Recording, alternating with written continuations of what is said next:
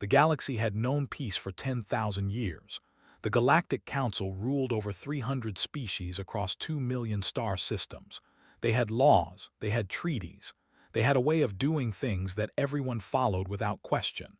When a new species was discovered, the Council would send diplomats. They would offer trade agreements. They would welcome the newcomers into the fold of civilization. This was how things worked. This was how things had always worked. Then they found Earth. They were the first to make contact. They were an ancient race of tall, blue-skinned beings who had been part of the Council since its founding. They considered themselves the most civilized species in existence. When their scout ships detected radio signals coming from a small blue planet in an unremarkable solar system, they followed standard protocol. They observed. They studied. They learned the languages. They watched humanity for 50 years before making their presence known. What they saw confused them. Humans were violent.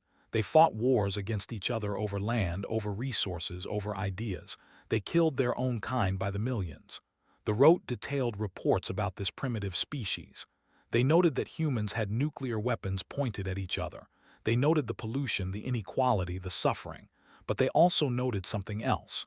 Humans were creative. They were determined. They adapted faster than any species they had ever observed. In just 200 years, they had gone from riding horses to landing on their moon. The Council debated for decades about what to do with humanity. Some wanted to leave them alone. Others wanted to make contact and guide them toward a better path. In the end, they decided to reveal themselves. They sent a diplomatic fleet to Earth in the year 2089. The humans reacted with fear at first, then curiosity, then excitement. First contact was celebrated around the world. Humanity believed they were joining a community of equals. They believed the galaxy would welcome them with open arms. They were wrong. The Council had different plans for humanity. They saw humans as a useful resource. The galaxy was vast, and there was always work that needed to be done.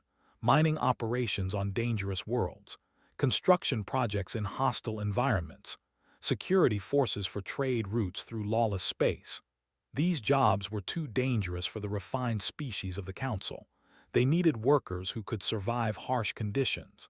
They needed beings who were strong and adaptable and expendable. They needed humans.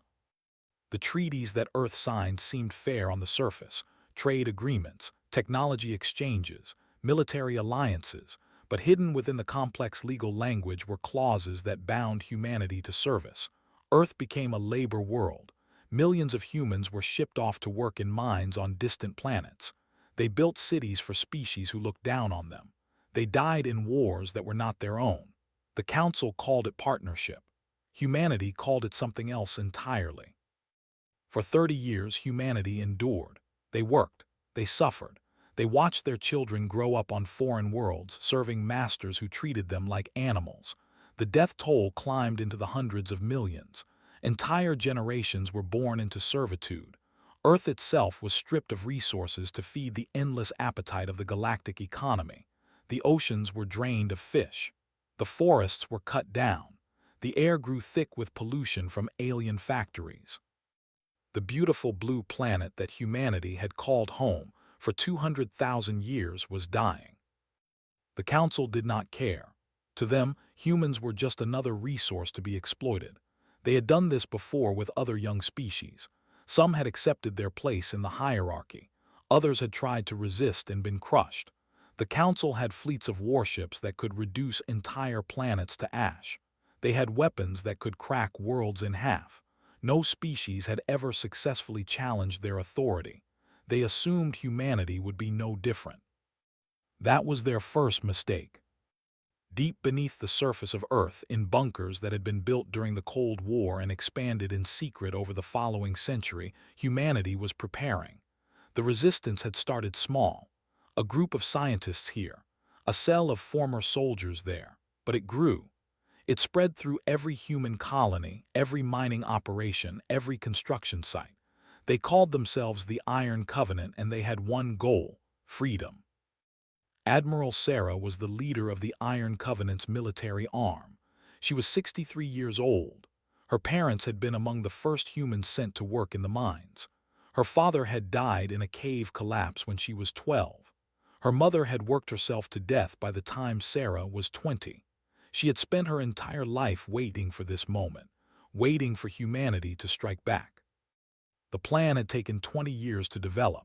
Humans worked everywhere in the galaxy. They built the ships. They maintained the stations. They knew every weakness in the Council's infrastructure. They had stolen technology. They had reverse-engineered weapons. They had built a fleet in secret, hidden in the asteroid belts of 100 star systems. The Council never suspected a thing. After all, humans were just workers. They were not capable of such organization. They were not capable of such patience. On the morning of March 15, 2119, Admiral gave the order. The first strike hit A dozen human ships dropped out of hyperspace and launched a coordinated assault on the orbital defense platforms. They were caught completely off guard. They had never imagined that their own workers would turn against them. By the time they managed to mount a response, their main fleet was in ruins. But that was just the beginning.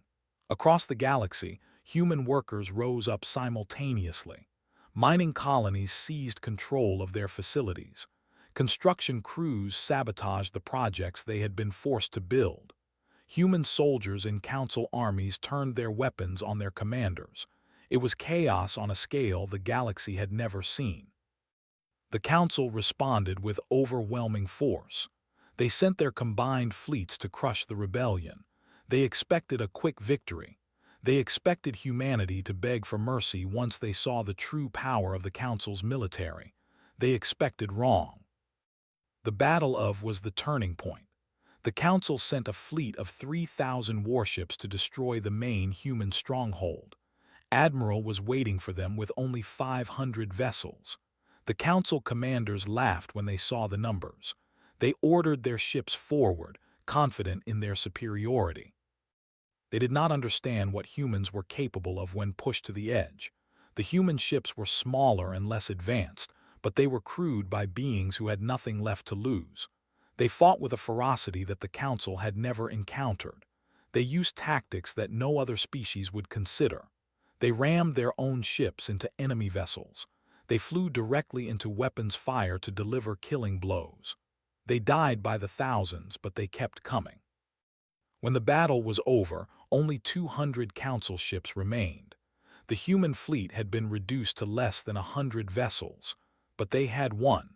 For the first time in 10,000 years, the Council had been defeated in open combat. News of the victory spread across the galaxy like wildfire. Other species who had suffered under Council rule began to question their masters. Some joined the human rebellion openly. Others provided secret support. The Council's grip on the galaxy was beginning to slip. The war lasted for 7 years. It was brutal. It was bloody. Entire worlds were destroyed. The death toll reached into the billions, but humanity refused to surrender.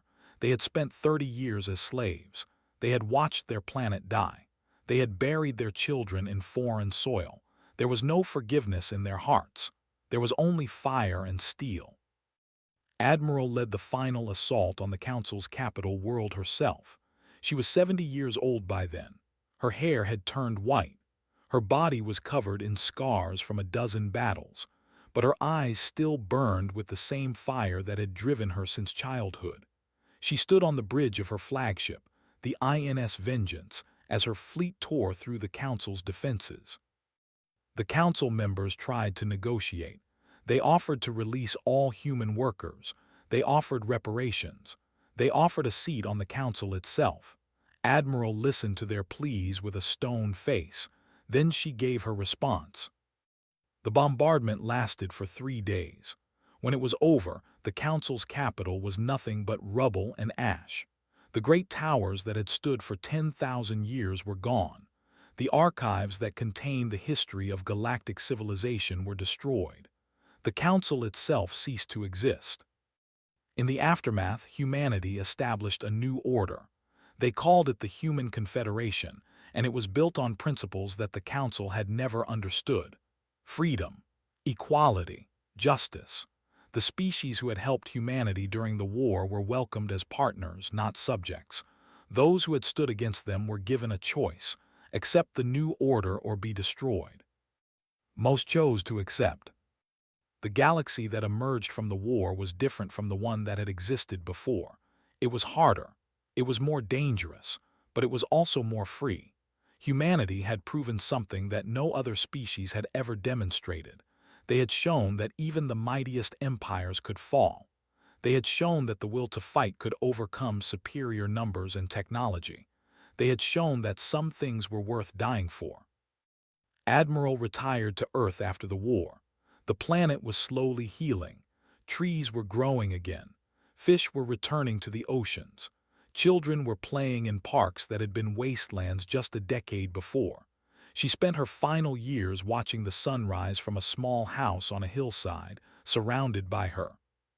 When she died at the age of 89, she was buried with full military honors. Representatives from 100 species attended her funeral. The Human Confederation declared a day of mourning across all its territories. Her tombstone bore a simple inscription that captured everything she had fought for. They thought we would forgive. We answered with fire and steel. The inscription became a rallying cry for generations to come. It was taught in schools across the Confederation. It was carved into monuments on 1,000 worlds. It served as a warning to anyone who might think of challenging humanity again. The galaxy had learned a lesson it would never forget. Humans could be kind. They could be merciful. They could be the most loyal friends a species could ask for, but they would never be slaves again. They would never bow to those who sought to exploit them. And they would never, ever forgive those who tried. The stars themselves seemed to understand. Wherever humans went, they brought change. They built. They created. They pushed the boundaries of what was possible. The galaxy that had once looked down on them now looked to them for leadership. The species that had once called them primitive now sought their wisdom. Humanity had taken its place among the stars, not as servants but as equals. And in the darkness between galaxies, other civilizations watched and wondered. They had heard the stories of the human rebellion. They had seen what this small species from an unremarkable planet was capable of. Some were curious, some were afraid, but all of them understood one thing: humanity was not to be underestimated. Humanity was not to be challenged. Humanity had answered with fire and steel, and the echo of that answer would ring through the cosmos for eternity.